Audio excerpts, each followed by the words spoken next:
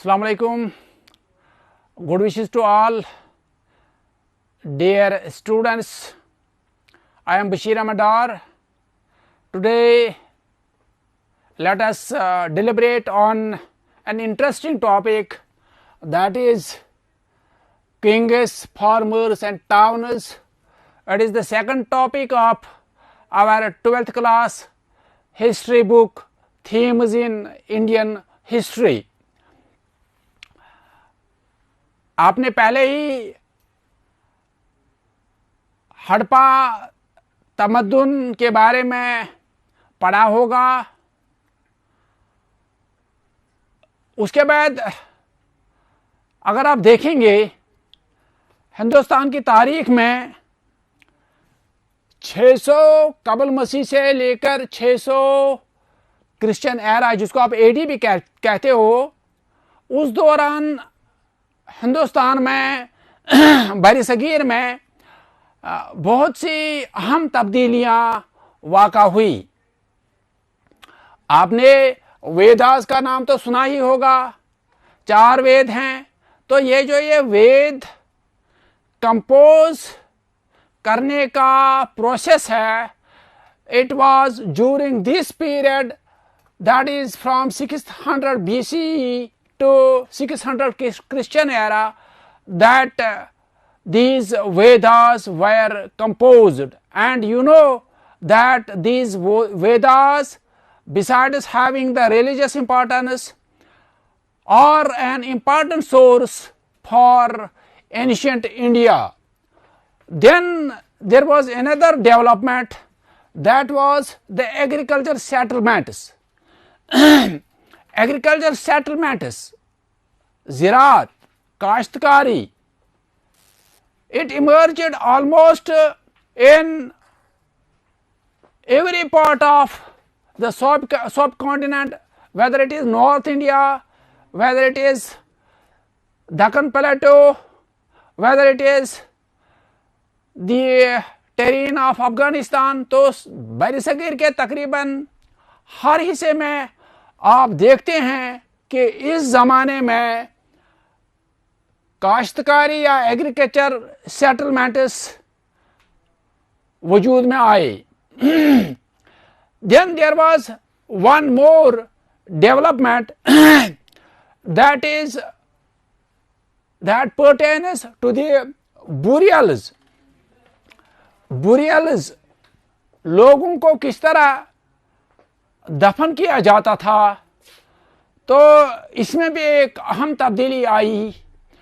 क्या आप कभी यहाँ पे हमारे बुर्ज़ोहमा के बारे में, बुर्ज़ोहमा गए होंगे या नहीं गए होंगे?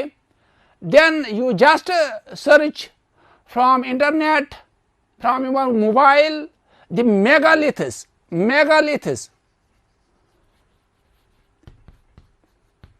What are the megaliths?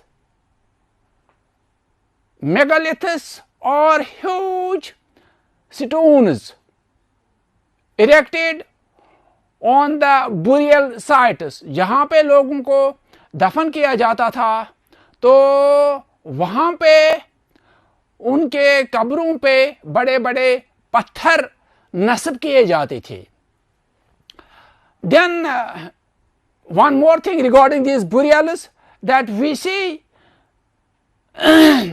weapons and tools being buried in these graves. आपको याद होगा शायद, जब आपने हड़प्पा के बारे में पढ़ा होगा, तो वहाँ पे आपने देखा कि हड़प्पा के लोग कुछ चीज़ें अपने मुर्दों की कब्रों में डालते थे। ये अलग मसला है कि वो क्यों डालते थे, वो हमने पढ़ा है। या अगर आपने पिरामिड्स ऑफ इजिप्ट, मिस्र के एहरामों के बारे में सुना होगा, पढ़ा होगा, तो वहाँ भी जो वो बादशाहों की, फिरौनों की कब्रें हैं, वहाँ पे उनमें से कीमती चीज़ें, सोना, बाकी चीज़ें मिली हैं। तो like that we see during this 600 BCE to 600 Christian era, the burials contained tools and weapons. फिर एक और अहम तब्दीली 6th सेंचुरी से लेकर 6th सेंचुरी BC से लेकर 6th सेंचुरी क्रिश्चियन एरा में होती है. That is we see for the first time states emerging in India, and with the emergence of states we see kingdoms and empires. इस दौर में पहली बार हिंदुस्तान में रियासतें वजूद में आई और उसके साथ सल्तनतें और ममलिकतें भी उभरने लगी. Underlying these political processes were the changes in the agricultural production. इन रियासतों का उभरना, सल्तनतों का वजूद में आना, इनका करीबी ताल्लुक है जो ज़राअत में, काश्तकारी में तब्दीलियां हुई उनके साथ इनका करीबी ताल्लुक है. हम इस बात को आगे भी वजाहत के साथ आपके साथ शेयर करेंगे. तो इन सब बातों को जानने के लिए क्या आपको पता है कि हमारे पास कौन से ज़राया हैं या what we call sources in history? Do you know? Historians rely upon inscriptions, coins, texts and visual representations. चार बातें मैंने कही, चार सोर्सेस मैंने यहाँ पे आपके सामने बयान किए. सबसे पहले inscriptions. What are inscriptions? आपने पहले भी इसको पढ़ा होगा, तो मैं आपकी याद दहानी के लिए ये कहूँगा कि उस ज़माने में या बैद के ज़माने में, हता कि आजकल भी कभी कभी इबारत को, लिखाई को किसी सख्त चीज़ पे, जैसे पत्थर पे, तांबे पे या किसी और धात पे खुदाया या एनग्रेव किया जाता है. हाँ, यहाँ पे मैंने एक आपके लिए एक मिसाल लाई है. तो this is sort of inscription. तो अगरचे ये मेटल प्लस ये है वुड और इसके साथ प्लास्टिक का भी इस्तेमाल हुआ, but this is sort of inscription कि ऐसे ही या तो रॉक्स पे, चट्टानों पे लिखा जाता था या पॉलिश्ड स्टोन्स पे कुछ इबारत लिखी जाती थी. तो that is known as inscription. Then we have texts. इस ज़माने में हमें बुद्ध मत, जैन मत या पुराणिक, जो पुराणिक PURAN, पुराणिक, पुराण जिनको हम कहते हैं, पुराणिक लिटरेचर, तो वो किताबें हैं. तो चौथी जो है, चौथी कैटेगरी विजुअल रिप्रेजेंटेशन है. विजुअल रिप्रेजेंटेशन से मेरी मुराद जो उस ज़माने के मंदिर बनाए गए हैं या स्टूपास बनाए गए हैं या दूसरी मजहबी मकामात, मजहबी तामीरें वजूद में आई, तो उन पे भी कुछ लिखा गया है या तस्वीरें बनाई गई हैं. तो these four things enable historians to reconstruct the history of this period. But you will see that it is not a simple process. चाहे हम इंस्क्रिप्शंस की बात कहें, चाहे आप टेक्स्ट की बात कहें, चाहे आप कॉइन्स की बात कहें, चाहे आप विजुअल रिप्रेजेंटेशंस की बात कहें, इनको पढ़ना, इनको समझना आसान नहीं होता है. और दूसरी बात भी है कि ये जो हमारे पास ज़राया हैं, सोर्सेज हैं, these do not tell the entire story. इनसे हमें सारी बातें, सारी चीज़ें मालूम नहीं होती है। The entire story is not told और रिवील्ड बाय दीज सोर्सेज। तो मैंने कहा कि ये बड़ा मुश्किल काम होता है, और अगर आप जानकर आपको ये दिलचस्पी भी होगी और हैरत भी होगी कि after 1830s it was not possible to read these inscriptions। ये जो कतबे, इंस्क्रिप्शंस को हम कतबे कहते हैं उर्दू में, इन कतबों को पढ़ना 1830 तक मुमकिन ही नहीं था। Then what happened? 1830 की दहाई में epigraphy, what is epigraphy? Epigraphy is the science of reading these inscriptions। इन कतबों को पढ़ने के इल्म को हम एपिग्राफी कहते हैं। तो 1830s में ईस्ट इंडिया कंपनी में एक ऑफिसर था जिसका नाम प्रिंसेप था। His name was Prinsep, James Prinsep. तो उसने कुछ हिंदुस्तानी पंडितों की मदद से खरोस्ती और ब्रह्मी, टू लैंग्वेज जो थे, ब्रह्मी और खरोस्ती,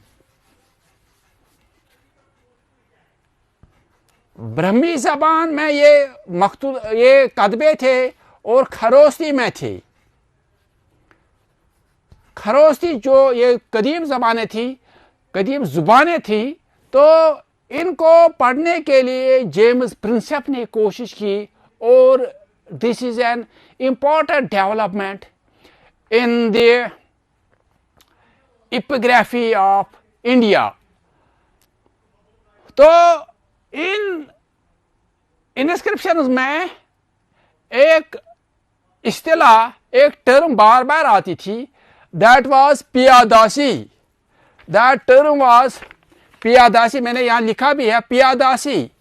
तो पियादासी का लफ्ज इन इंस्क्रिप्शंस में बार बार आता था। तो पियादासी का मतलब है प्लीजेंट टू बिहोल्ड, प्यारा, महबूब। तो इस पियादासी लफ्ज या पियादासी इस्तिलाह ये बार बार इन कतबों में दर्ज थी। तो कहीं पे अशोका बादशाह का जिक्र था। तो जेम्स प्रिंसेप ने ये नतीजा अखज़ किया कि ये पियादासी और अशोक एक ही शख्सियत के मुख्तलिफ नाम हैं। यानी अशोका को ही इन कतबों में, इन इंस्क्रिप्शंस में पियादासी कहा गया है। Then after that, this gave a new direction to investigation into the Indian political history। Hindustan की सियासी तारीख अभी तक 1830 तक वाज़ह तौर पर हिंदुस्तानियों को मालूम ही नहीं थी। तो इसके बाद इसमें तहकीक शुरू हो गई, and the history of the genealogies of the dynasties that ruled India during those times began to be explored। जिन खानदानों ने हिंदुस्तान पर हुकूमत की थी उस ज़माने में, तो उनकी तारीख को खंगाला जाने लगा, और broad contours of Indian history were devised, जो वसी खदखोल है, तो वो इस एपिग्राफी की इस डेवलपमेंट से, इन कतबों को पढ़ने से वो मालूम होने लगे।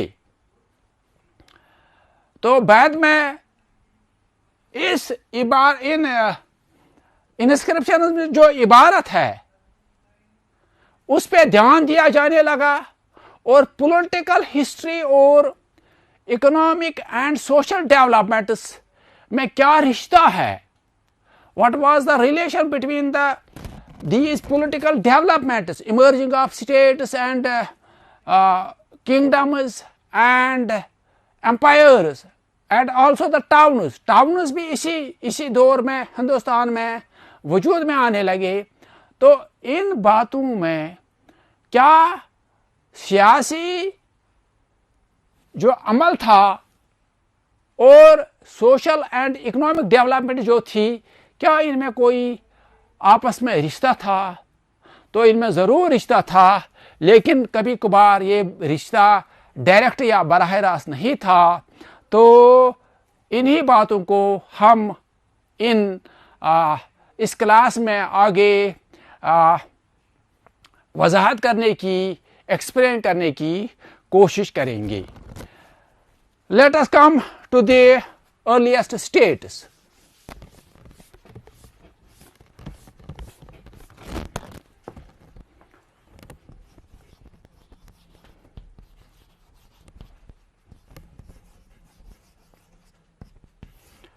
अर्लीस्ट स्टेट्स तो 6ठी सदी कबल मसीह 6th century BCE is regarded an important turning point in the early history of India. This era is associated with the early cities, the growing use of iron, the development of coinage.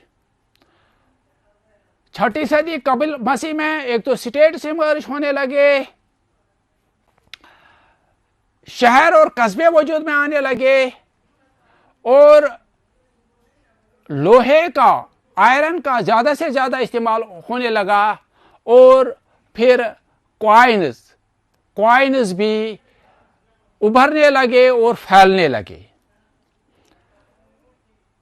It also witnessed the growth of diverse system of thought or say religious thought like Jainism and Buddhism, and these Jaina and Buddhist texts often refer to 16 Mahajanapadas.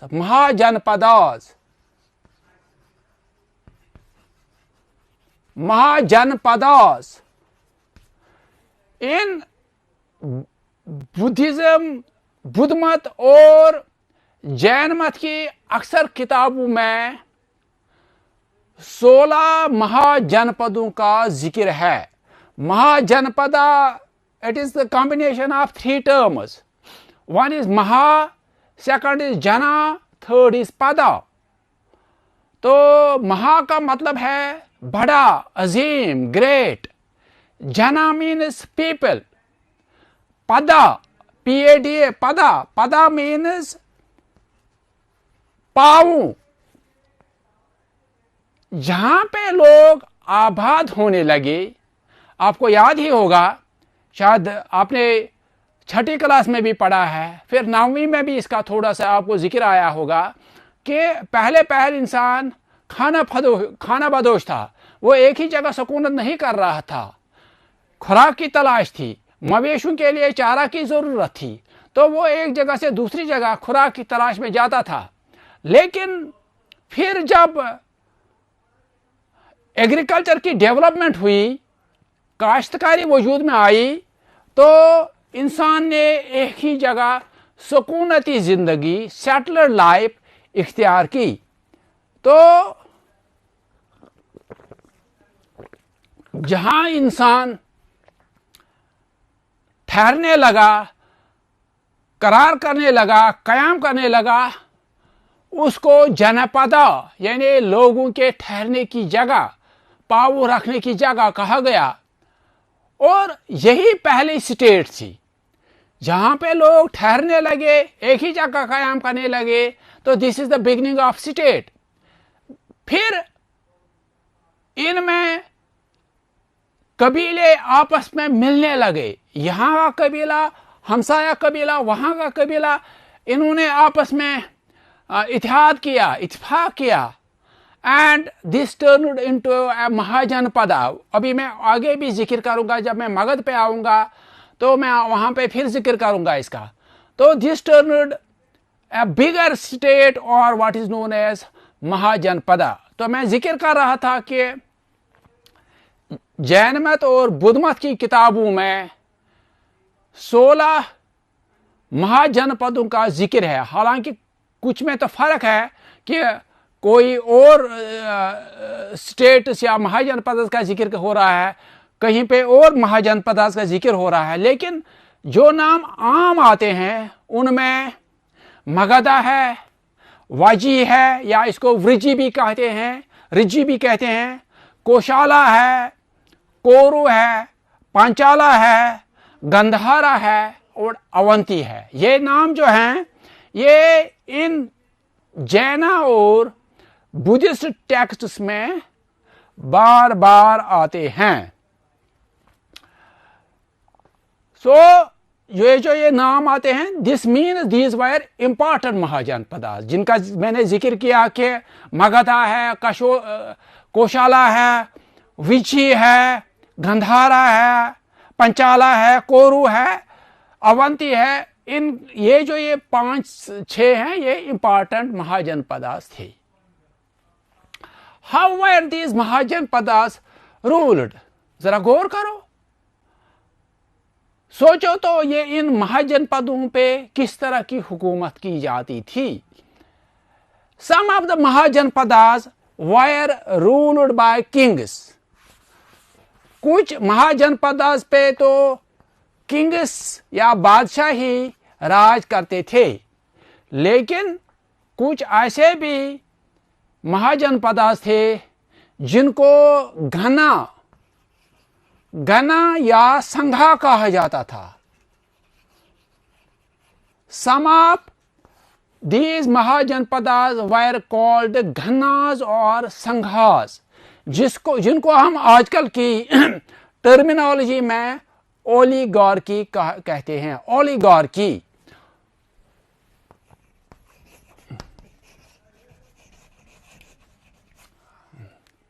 तो try to locate these Mahajanpadas on the map.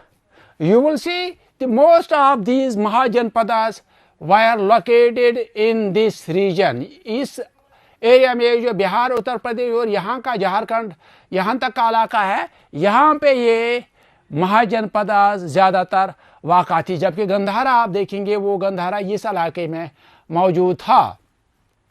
तो some of these Mahajanpadas were ruled by the kings, whereas some of these Mahajanpadas were known as Ganas or Sanghas, or what we today called as oligarchies. That means these republics were ruled by jointly by a group of people. यहाँ पे एक राजा नहीं हुआ करता था, बल्कि बहुत से लोग मिलजुल कर इस गना या संघा पे हुकूमत करते थे, और इन सारे जो ये लोग हुआ करते थे इनको अमूमन राजाज कहा जाता था।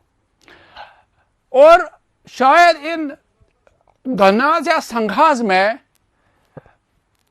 ये जो ये group of people were ruling, they jointly controlled the resources like land of these Mahajanapadas. आप वाजी की मिसाल लीजिए, वाजी का जिक्र इन बुद्धिस्ट टेक्स्ट या जैन टेक्स्ट में आया है। वाजी का ये जिक्र आया है कि वहाँ पे लिखा है कि यहाँ के जो तमाम रिसोर्सेज हैं, they were jointly controlled by these people called as rajas.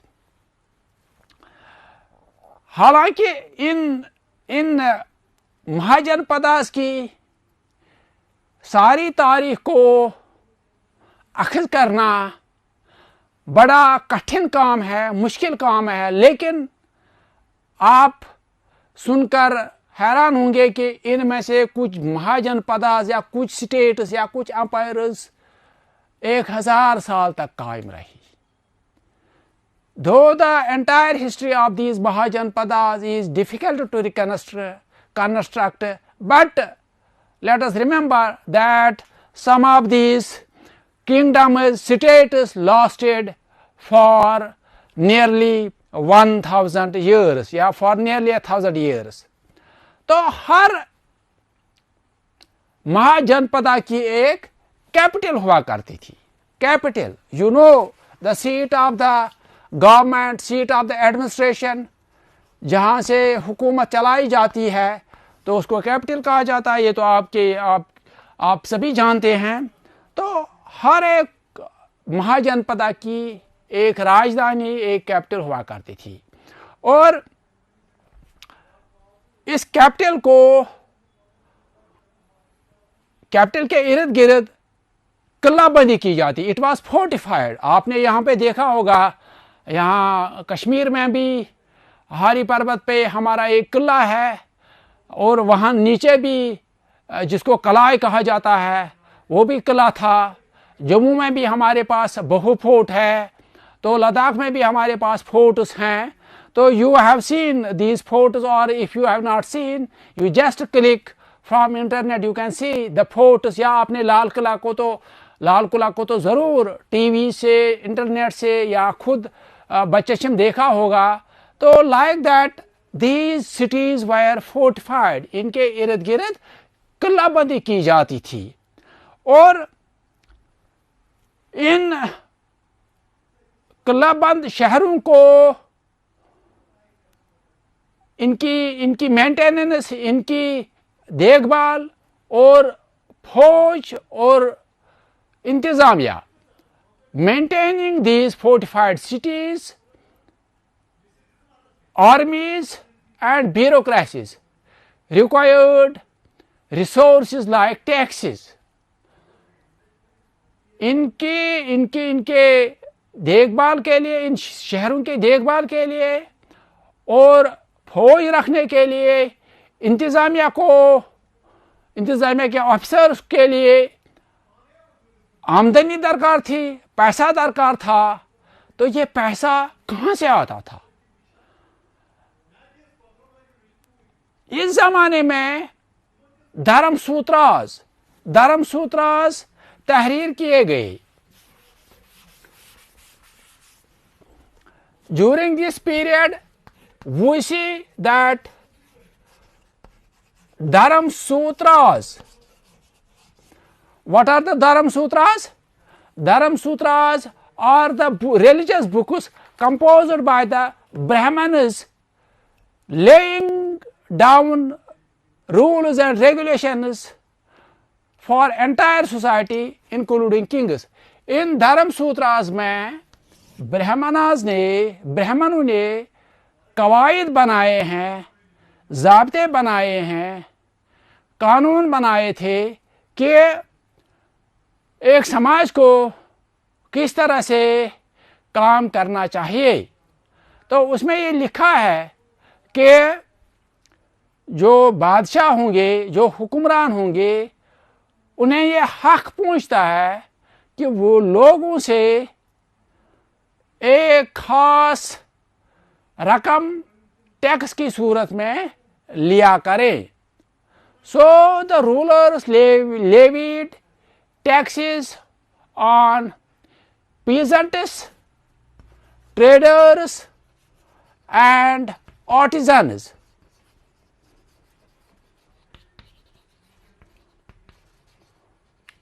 Peasants, traders and artisans. तो हुक्मरान जैसे आजकल है तो टैक्स लिया जाता है, ताजरों से टैक्स लिया जाता है, इनकम टैक्स लिया जाता है, जीएसटी आजकल आप बार बार सुनते हैं। तो इसी तरह इन धर्मसूत्रास के मुताबिक रूलर्स को ये हक था कि वो पीजेंट से, किसानों से, ताजरों से और कारीगरों से एक रकम बतौर टैक्स लिया करेंगे जिससे ये इस रियासत का खर्चा बर्दाश्त हो। क्या पैस्टोरल पीपल जो मवेशी पालते थे एंड फॉरेस्ट डिवेलपर्स और जो जंगलों में रहा करते थे, क्या उनसे भी टैक्स लिया जाता था? जरा सोचो तो। हमारे जो सोर्सेस हैं वो इस बारे में खामोश हैं कि क्या इन लोगों से टैक्स लिया जाता था, पैस्टोरल पीपल और फॉरेस्ट डिवेलपर्स से इनसे टैक्स लिया जाता था। तो इस बारे में हमारे रिसोर्सेज जो कि मैंने बात की थी, इंस्क्रिप्शंस की, टेक्स्ट्स की, कॉइन्स की या विजुअल रिप्रेजेंटेशन की, उसके बारे में, इस बारे में वो हमें कुछ नहीं बताते हैं। लेकिन एक चीज़ बताते हैं कि हमसाया इलाकों पे, नज़दीकी इलाकों पे हमला करके लूट मार से जो माल वहाँ से लाया जाता था, जिसको आजकल माल गनीमत कहा जाता है, यानी दुश्मन का माल, तो उसको, उस माल गनीमत को हासिल करना, उस दुश्मन के इलाके को से हासिल करना था। तो चाहे टैक्स की मदद से, चाहे इस माल गनीमत की मदद से कुछ महाजनपदास इस काबिल हो गए कि वो एक बाकायदा फौज, स्टैंडिंग आर्मी रखने के काबिल हो गए, जबकि बाकी जो महाजनपदास थे या स्टेट्स थे तो दे रिक्रूटेड मिलिशिया, यानी वक्ती तौर पे जंग के ज़रूरत के लिए वो फौज को तैनात करते थे, फौज रिक्रूट करते थे। लेकिन जब जंग का खतरा टलता था या जंग खत्म होती थी तो फिर इसे जो मिलिशिया हुआ करती थी, जो उमूमन किसानों से बनाई जाती थी, इनकी फिर छुट्टी की जाती थी। तो this is how these kings were able to maintain bureaucracy, fortified cities, as well as these armies. So this was only because of the taxes they collected from the peasants, traders and artisans, as also the booty, B-O-O-T, booty, जिसको booty कहा जाता है, माली गनीमत, they would acquire from their neighboring states. So we talked about the 16 Mahajanpadas. Now the most important among these Mahajanpadas was Magadha. First among the 16.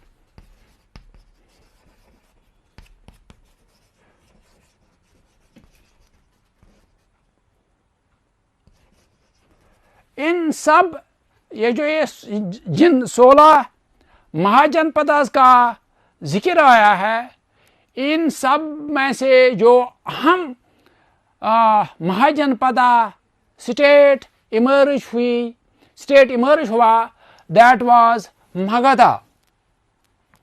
तो उसी के between the 6th and 4th century BC Magadha, जो कि आजकल के बिहार के इलाके में वाक़ा है, ये जो इलाका था मगध का, तो ये सबसे अहम रियासत के तौर पे उभरा.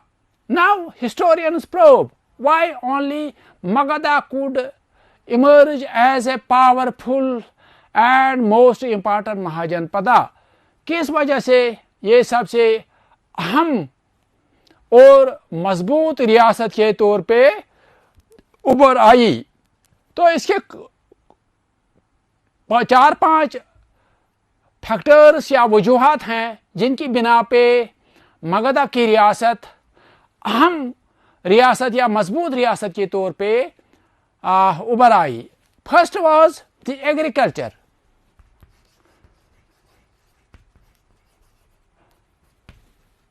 तो मगधा की जो रियासत थी वहाँ की ज़मीन बड़ी ज़रख़ेज़ थी और इसमें अच्छी फसल उगाने के काबिल थी ये। तो जब किसान एक अच्छी फसल काश्त करने के काबिल हो गए तो फिर इसका एक हिस्सा, जबकि अभी मैंने कहा कि बादशाह को मिलता था, so it was the fertility of land and the agriculture which was productive in Magadha, which enabled Magadha to emerge strong. दूसरी वजह जो थी that was iron mines. आजकल का जो झारखंड का इलाका है, झारखंड हमारी आज अलग रियासत है, तो झारखंड उन दिनों मगध का हिस्सा था, तो वहाँ पे आयरन माइन्स थी, लोहे की कानें थी। तो इन लोहे के कानों को एक तो हथियार औजार बनाने के काम लाया जाता था और इसके अलावा इनको दूसरी रियासतों को भी फरोख्त किया जा सकता था। तो इस बिना पे भी लोहे की कानें वहाँ पे वक़ू होने की बिना पे भी मगध को एक दूसरी रियासतों पे फौकियत हासिल हो गई और वो ताकतवर रियासत के तौर पे उभरी। Then third was the elephants. चूँकि इस इलाके में काफ़ी हाथी मौजूद थे, तो इन हाथियों को फौज के लिए इस्तेमाल किया जाता था। तो the presence of elephants was another factor that enabled Magadha to emerge strong. Then there was the Ganga and its tributaries. आप फिर एक बार नक्शा देखें तो आप देखेंगे यहाँ से गंगा और दूसरी जो नदियाँ हैं वो बिहार से, आजकल के बिहार से गुजरती हैं। तो ये गंगा और उसकी जो मावन नदियाँ हैं वहाँ से गुज़र था। तो इसकी बुनियाद पे उस ज़माने में आमद रफ्त, एक जगह से दूसरी जगह जाना आसान हो जाता था। तो this river transport, river ways enabled Magadha to emerge strong. ये चार वजूहत तो मैंने कही एग्रीकल्चर का। One was agriculture, second was iron mines, third was elephants and fourth was the use of Ganga and its tributaries for transporting और for going from one place to another place.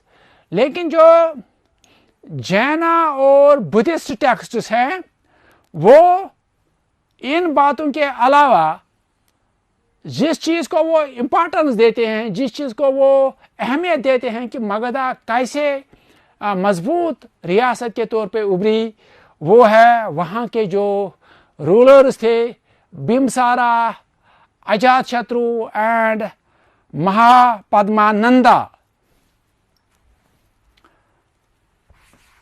These Jaina and Buddhist texts attribute the success of Magadha to the programs and policies of Bimbisara और उसका जो बेटा था Ajatashatru, and one more that is Mahapadmananda.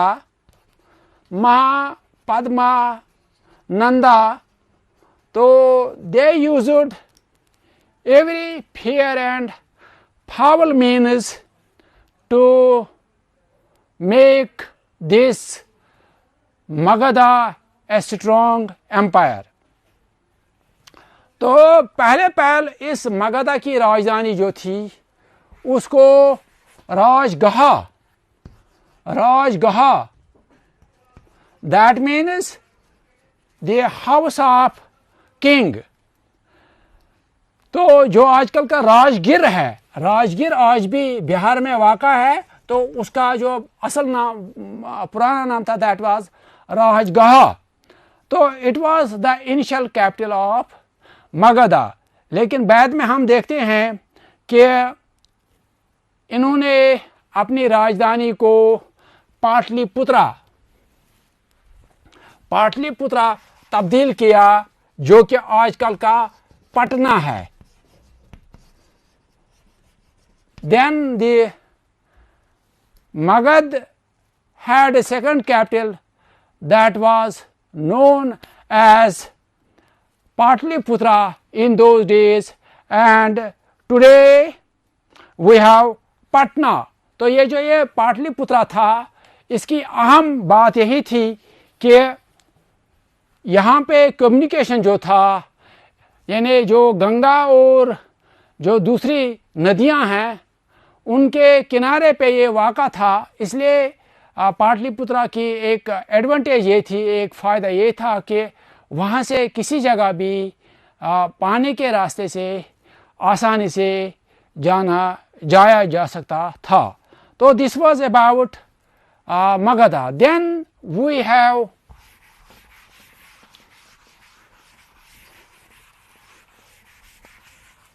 N empire, an early empire, जिसका पहली बार हिंदुस्तान की तारीख में जिक्र आता है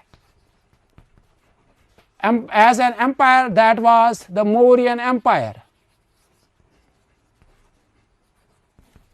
हिंदुस्तान में जो सबसे पहली सल्तनत उभरी वो मौर्य सल्तनत थी, और ये मगधा जो किंगडम था, मगधा ही बाद में हम देखते हैं कि चंद्रगुप्त मौर्य के ज़माने में बैसती मौर्य सल्तनत के उभर आई। Chandragupta Maurya founded the Mauryan empire, जो कि बरीसगीर के पूरे इलाके पे, अगर आप देखेंगे जो अफगानिस्तान का इलाका है वहाँ तक फैली हुई थी मौर्यन सल्तनत, और यहाँ पे उड़ीसा तक वो फैली हुई थी। तो इस तरह अशोका ने इस मौर्य सल्तनत को और भी वसी कर दिया, और हम देखते हैं कि अशोका को कालिंगा की फतह के लिए भी जाना जाता है। तो ये मौर्य सल्तनत जो थी, ये हिंदुस्तान की तारीख में पहली सल्तनत के तौर पे मशहूर है। तो इस मौर्य सल्तनत के बारे में हमें कैसे मालूम होता है? जैसे मैंने पहले मगध के बारे में भी कहा, तो मौर्य सल्तनत के बारे में किन बातों से हमें मालूम होता है? तो इसके लिए एक तो आर्कियोलॉजिकल सोर्सेज हमारे पास हैं।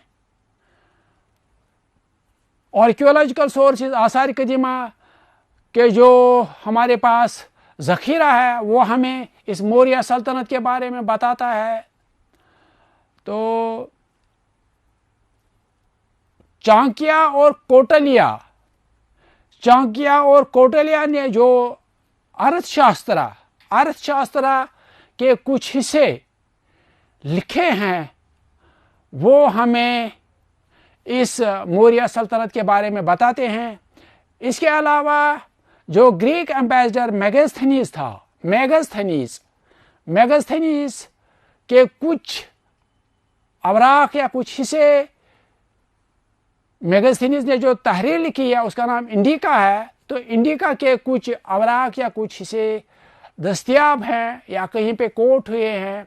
तो ये हमें मौर्य सल्तनत के बारे में जानकारी के लिए बड़े मुअम्मिद और माविन साबित होते हैं। लेकिन सबसे अहम सोर्स इसके अलावा जो है वो है, अहम सोर्स जो है, दोज आर द इंस्क्रिप्शंस की बात पहले भी चली। तो Ashoka was the first king.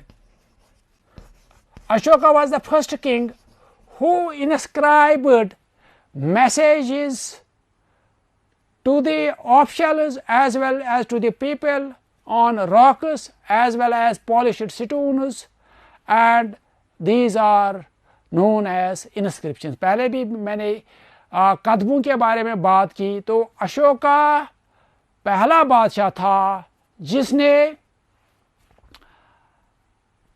अहकामात, पैगामात लोगों तक और अफसरों तक पहुंचाने के लिए उनको चट्टानों पे और पत्थरों पे, जिन पत्थरों पे उनको पॉलिश किया जाता था, उन पे कुंदा कराया, एनग्रेव कराया।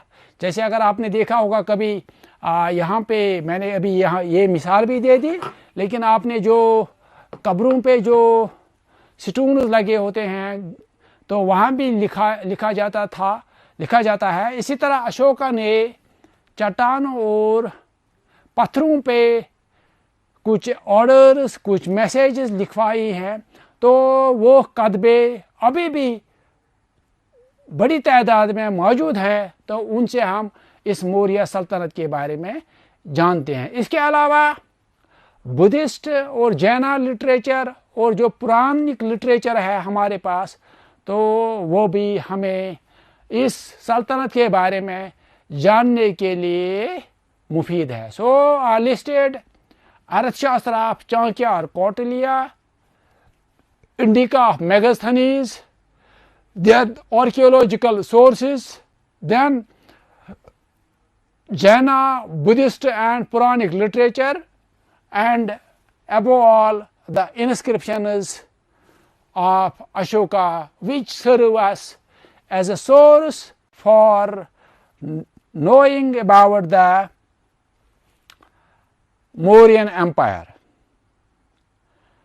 तो अशोका ने जो ये पैगामात इन चट्टानों या पत्थरों पे लिखे हैं, इनमें क्या लिखा है? इनमें एक अहम बात है जिसको धम्मा कहा जाता था। अशोका धम्मा, धम्मा जो है this is the Prakrit form of Dharma. Dharma, Ashoka ने कुछ असूल बनाए थे और उन असूलों को लोगों तक पहुंचाने के लिए इन इंस्क्रिप्शंस का इस्तेमाल किया। तो इस धम्मा के उसूलों को भी इन इंस्क्रिप्शंस या कदमों पे लिखा गया है। अब इस धम्मा में क्या क्या बातें थी? What was included in these dhammas? It included respect to elders, बुजुर्गों की तकरीम, इज्जत, ताजीम करनी चाहिए। generosity towards Brahmanas and those who renounced worldly life. जो ब्राह्मण होते थे, जो पढ़े लिखे लोग होते थे उस जमाने में, और जिन्होंने दुनिया को तर्क किया था, साधु सनत, उनकी तरफ फयाजी से पेश आना, उन्हें अगर कोई चीज़ दरकार हो तो वो देना। Then it included treating slaves and servants kindly. जो गुलाम हूँ, गुलाम तो आजकल नहीं होते हैं, उस ज़माने में गुलाम हुआ करते थे, नौकर हुआ करते हैं आजकल। तो सर्वेंट्स और स्लेव्स को नरम दिली से, नरमी से पेश आना। And respect for religion and traditions other than ones, और अपने मज़हब के बगैर जो बाकी मज़ाहिब है उनको उस मज़ाहिब और उन रिवायात का भी एहतराम होना चाहिए। सो अशोका धम्मा जो था, इसमें वो उसूल थे जो आफाकी या यूनिवर्स उसूल थे। बुजुर्गों की इज़्ज़त करना, ब्राह्मणों और साधु संतों को फयाजी से पेश आना, नौकरों और गुलामों को नरम दिली से बर्ताव करना, और इसके अलावा जो बाकी मज़ाहिब हैं तो उनके लिए भी इज़्ज़त करना, तकरीम करना, तो ये इस दम्मा के खास उसूल थे। तो so we talked about an empire. अभी हम एक एम्पायर की बात कर रहे थे। तो इस एम्पायर को उस ज़माने में कैसे एडमिनिस्टर या हुकूमत इस पे कैसे चलाई जाती थी।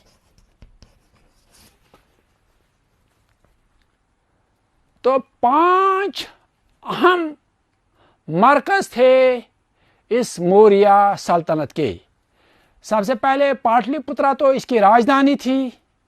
इसके अलावा जो इसके प्रोविंशियल कैपिटल्स थे या प्रोविंशियल सेंटर्स थे, उनमें टक्षला था, तोशी था, तोसाली था, उज्जैनी था और स्वर्ण नगरी था। क्या इन सब सेंटरों में, इन प्रोविंशियल कैपिटल्स और इतनी बड़ी सल्तनत जो अभी मैंने कहा कि ये उड़ीसा से लेकर अफगानिस्तान तक थी और यहाँ से लेकर यहाँ तक थी, क्या इनमें सभी जगह यूनिफॉर्म या एक ही तरह से लॉज, रूल्स और एडमिनिस्ट्रेशन की जाती थी? शायद ये मुमकिन नहीं था उस ज़माने में। हाँ, जो कैपिटल थे या प्रोविंशियल सेंटर्स थे, वहाँ पे हमें लग रहा है कि वहाँ पे यूनिफॉर्म या एक ही तरह के एडमिनिस्ट्रेशन या कवानीन जो था उनका अमल जारी था। तो इससे पहले कि मैं इस आज के लेक्चर को कंक्लूड करूं, तो मैं आपकी खिदमत में ये अर्ज़ करना चाहता हूं कि अगर आपको कोई भी मुश्किल दरपेश हो, चाहे इस टॉपिक के बारे में या चाहे हिस्ट्री के बारे में, किसी भी क्लास की हिस्ट्री के बारे में यू हैव एनी डिफ़िकल्टी, तो you can contact on my phone number. It is here 7006 799 269, or if you want to write me on my email ID, it is bashir.ahmed.2012@gmail.com। तो मैं बड़ी फराग दिली से आपके इस्तेफसारात का, आपके सवालात का जवाब देने की कोशिश करूँगा। तो stay safe, stay blessed. Thank you.